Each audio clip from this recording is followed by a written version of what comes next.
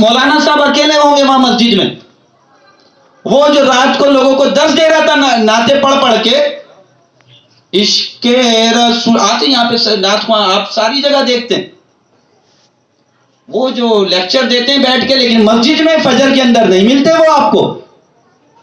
ये हमारे बुजुर्गों का तरीका है, ये इश्के रसूल है। कल बरोज़े माशर हुजूर को क्या मुंह दिखाएंगे? हुजूर आपका नाम तो लेते थे लेकिन आपकी आंखों की ठंडक का एहतमाम नहीं करते थे। आपने कहा था नमाजें पढ़ो, नमाज मेरी आंखों की ठंडक है। ऐ अल्लाह हमें उनके रास्ते पर चला जिन पर तूने इनाम किया है, वो तेरे दोस्त हैं जिन पर तूने इनाम किया है, वो तेरे खास बंदे हैं, वो तेरा कुर्ब पाने वाले हैं, वो लोग हैं जो तेरी मानते हैं। हम लोग वो हैं जो अल्लाह को मानते हैं, और वो नेक लोग वो हैं जो अल्लाह की मानते हैं। काश हम लोग भी अल्लाह की मानने वाले बन जाएं। अल्लाह को मानने वाले तो सारे ही हैं, सब अल्लाह को मानते हैं। हमारा कुल हुवल्लाहु अहद अल्लाहुस समद लम यलिद वलम यूलद। ए महबूब आप फरमा दीजिए कि वो रब कोई नहीं है उसके सिवा, कोई नहीं है, वो बेनियाज है, ना वो किसी का बेटा और ना उसका कोई बेटा। लम यलिद, कोई दरसे निजामी वाला है?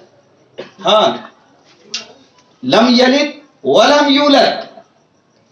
लम फेले नफी जहद, फेले नफी जहद और फेले मारूफ, और जो दूसरा सीगा रब तबारक व तआला ने इस्तेमाल किया वलम यूलद, फेले मजहूल तालील के साथ,